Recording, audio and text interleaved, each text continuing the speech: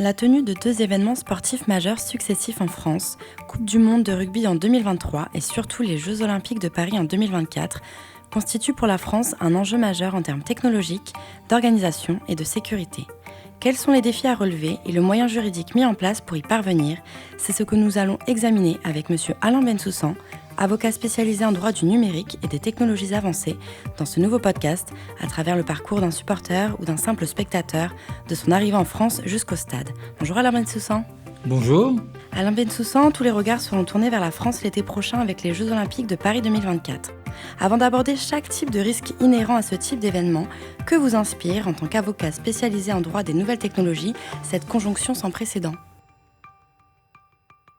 Ce nouveau monde et cette conjonction très particulière démontrent la nécessité aujourd'hui pour gérer des foules de mettre en place des systèmes électroniques, des systèmes informatiques et des systèmes d'intelligence artificielle. Il nous faut des nouveaux cadres juridiques et c'est dans ce cadre que se situe notamment la loi sur les JO 2024.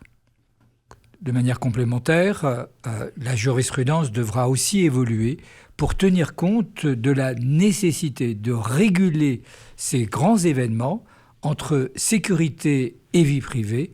Il y a de là de repenser peut-être notre organisation juridique.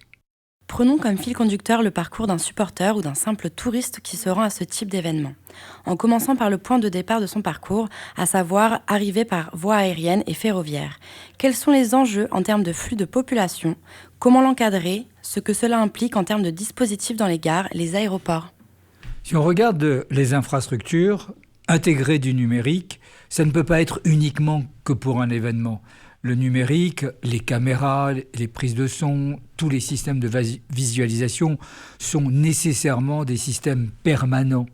Et donc, quelque part, entre sécurité et vie privée, il faut trouver des points d'équilibre. Ces événements vont nous permettre de roder la lutte contre la délinquance et surtout le terrorisme. Aujourd'hui, la plupart des réglementations qui intègrent dans ces grands événements une gestion très avancée du numérique, et notamment de l'intelligence artificielle, se positionne en termes de droit d'expérimentation et droit de bilan ou de vérification. Mais il y a tout lieu de penser que l'on va garder de tels systèmes. D'où, dès l'arrivée dans un aéroport, est-ce qu'on passe beaucoup de temps au contrôle ou on essaye de rapatrier un ensemble de bases de données et en temps réel, on fait des vérifications ? Est-ce qu'on fait attendre les gens à l'arrivée ou on prend le risque qu'un terroriste puisse passer à travers, non pas les mailles du filet, parce qu'on n'en est pas là, mais les mailles informationnelles? De la même manière, les personnes qui sont dans un stade ou qui sont à l'extérieur du stade, on peut surveiller leur comportement, identifier différents éléments qui permettraient de vérifier ou non ex ante, c'est là la difficulté, ex ante, qu'ils sont peut-être des terroristes. À la date d'aujourd'hui, dans ces grands événements, on essaye surtout de lutter contre les terroristes et la grande délinquance, mais à terme, il faudra utiliser ces éléments technologiques après un bilan pour la vie de tous les jours. Autre composante du parcours du spectateur, l'achat de billets. Quels sont les risques potentiels de fraude à la billetterie? Qu'en est-il d'une attaque qui viendrait bloquer celle-ci? La billetterie, à la différence du contrôle des événements basé sur la gestion des personnes physiques et notamment les risques d'attentats, la billetterie, on revient à des cadres beaucoup plus traditionnels que sont les systèmes informatiques, la fraude informatique, le détournement des billets et des sommes associées. Il est évident qu'en termes de désorganisation, la billetterie a un enjeu et la cyberfraude d'attaque sur la billetterie est vraiment très importante. Mais on n'est pas au même niveau entre la gestion des foules, la gestion des comportements, le blocage des terroristes, éventuellement un attentat et les atteintes à la billetterie. Pour les atteintes à la billetterie, au-delà de la problématique organisationnelle, notre système juridique est parfaitement adapté. La loi Godefroy, la loi sur les systèmes de traitement automatisé de données, donne une réponse extrêmement efficace. En plus, il n'y a pas là beaucoup de nouveautés technologiques. La plupart des systèmes de billetterie sont résilients et en conséquence, on peut supposer qu'un blocage informatique devrait être évité en faisant des sauvegardes, en ayant des systèmes redondants pour éviter effectivement que des organisations de la billetterie entraînent des organisations des manifestations sportives et quelque part des difficultés pour les sportifs eux-mêmes. Une fois dans le stade, se pose ensuite la question du risque d'attentat, avec en point d'orgue la cérémonie d'ouverture des JO sur le bord de Seine, qui est au plein centre de toutes les inquiétudes.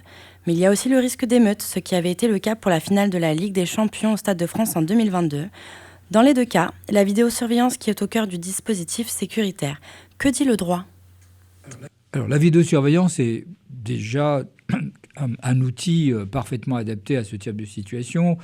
Dans le code de la sécurité intérieure, il existe une distinction autour de la vidéoprotection. Et puis d'ailleurs, il y a aussi la vidéosurveillance, parce qu'il y a à la fois les zones extérieures à contrôler, mais aussi les zones intérieures où on peut avoir du public, exemple un bar ou un restaurant, pour suivre cette fois-ci à l'intérieur la manifestation qui se déroule à l'extérieur.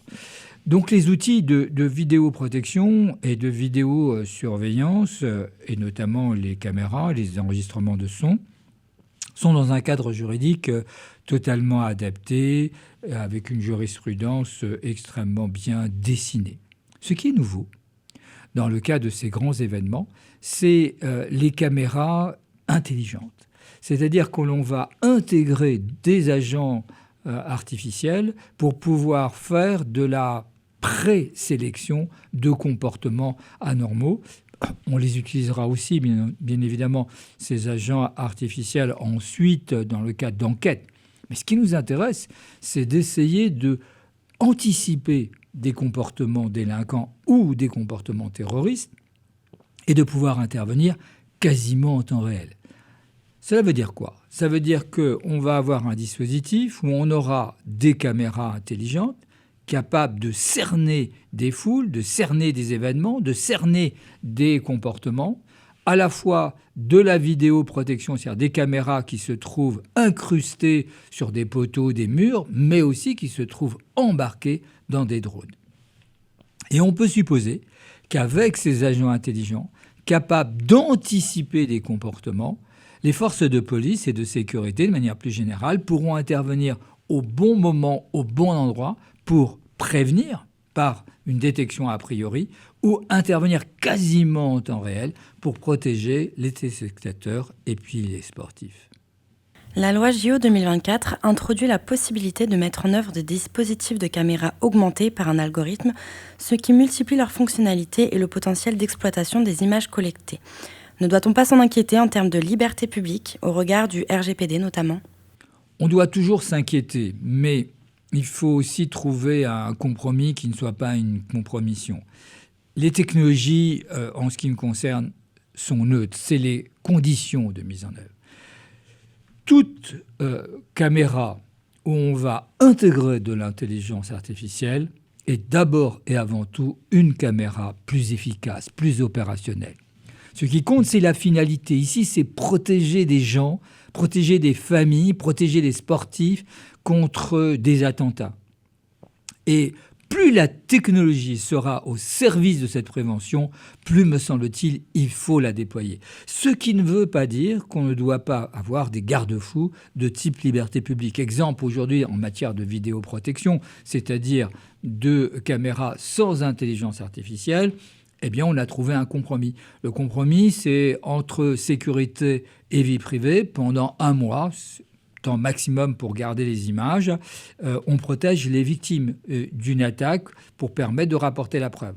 Au-delà du délai de 1 mois, si la victime qui avait la possibilité de demander les enregistrements et de prouver les actes anormaux grâce aux caméras, n'est pas intervenu, où il n'y a aucun élément au bout du délai d'1 mois, eh bien on va sacrifier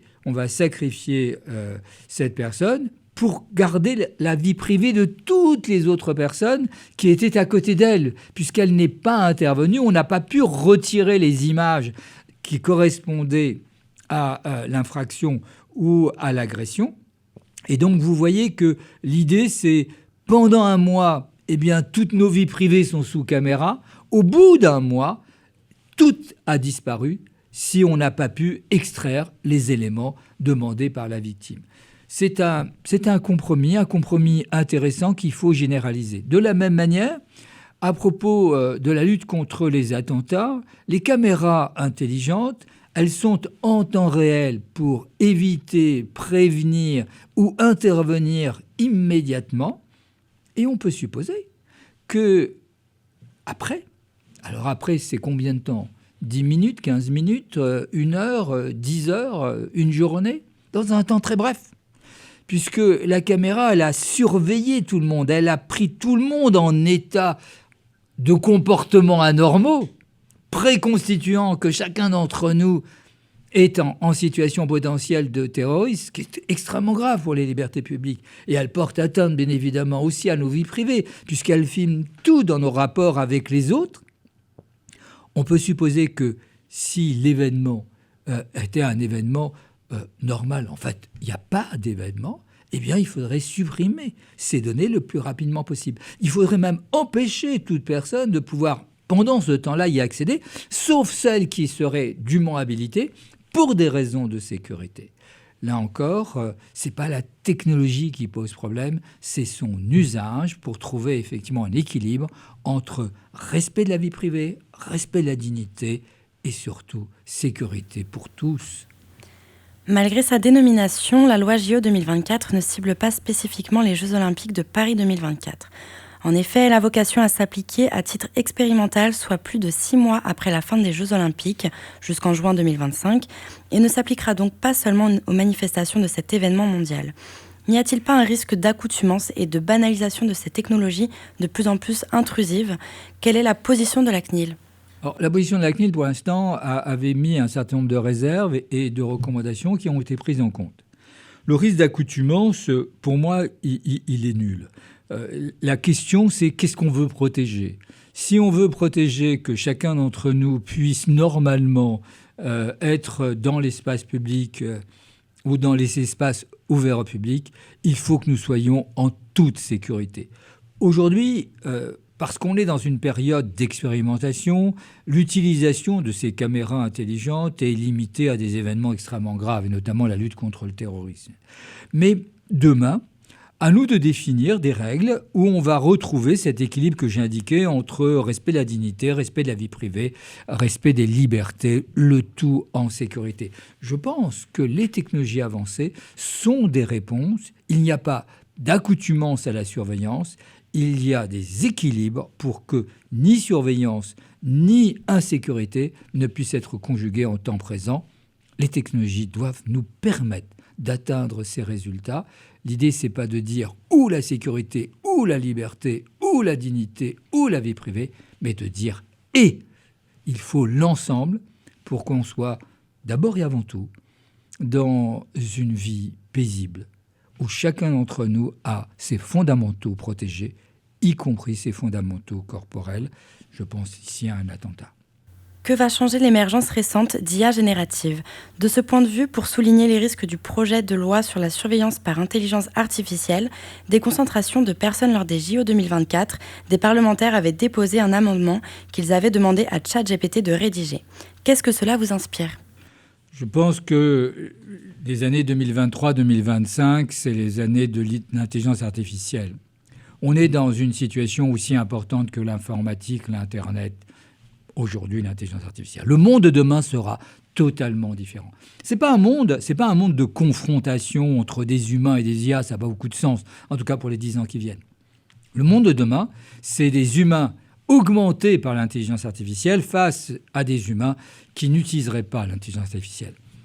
Tout a changé. J'ai écrit un livre de 750 pages avec ChatGPT, j'ai écrit un tiers, elle a écrit 2 tiers pour les professionnels du droit. Aujourd'hui, on peut faire des contrats, des assignations, des consultations, des stratégies, des programmes de conformité avec ChatGPT. Elle est absolument merveilleuse. Je dis elle parce que quand on lui demande « tu es ChatGPT », elle répond « je suis une intelligence artificielle, je n'ai pas de conscience ». Et après, elle vous parle comme si effectivement elle avait tout compris de la notion de conscience. Ce n'est pas une confrontation de nouveau entre des robots conversationnels et des humains. Ce qu'il faut apprécier, c'est pas qu'elle se trompe, c'est vrai qu'elle fait des erreurs, elle hallucine, elle a des pertes de mémoire, elle donne des éléments stéréotypés. Ce qui compte, c'est le seuil de crédibilité du brouillon qu'elle fournit. Et aujourd'hui, la question qui se pose pour moi, c'est est-ce que la réponse qu'elle me fournit à un prompt, c'est-à-dire à une invite bien faite, est supérieure à un seuil de crédibilité ? Je l'ai placé entre 20 et 30%. Si elle est capable de faire en moins d'une minute 20 ou 30% fait par un humain, alors ça vaut le coup ensuite d'entrer en dialogue avec elle, de pouvoir augmenter ce brouillon vers 30, 40, 50%, de continuer encore à optimiser l'effet brouillon par ce dialogue avec ChatGPT de plus en plus profond pour atteindre un seuil de 80%. Et là, en quelques minutes, ChatGPT, c'est la connaissance disponible des centaines, 500 milliards de documents pour pouvoir produire plus vite, de meilleure qualité, des brouillons utilisables. Arnaud Robic, responsable du marché de transport Siemens Smart Infrastructure, vous donne les solutions et services proposés par Siemens. Bonjour Arnaud. Bonjour Eva. Écoutez, oui, Siemens réunit le monde numérique et le monde réel pour apporter aux organisateurs de grands événements sportifs internationaux les moyens de relever les défis majeurs posés. Alors, dans d'autres pays que la France, à partir des données anonymisées des opérateurs télécoms, des opérateurs de transport ou urbains, nos équipes modélisent les déplacements des personnes et par des solutions et nos solutions d'intelligence artificielle, on délivre des analyses prédictives destinées aux échelons opérationnels, tactiques et stratégiques pour anticiper et décider. Cela, évidemment, pour le plus grand bénéfice du public. Voilà. Merci Arnaud Robic. Merci Maître Bensoussan. Merci à tous de nous avoir suivis sur Agnew Sécurité et à très bientôt pour un nouvel épisode.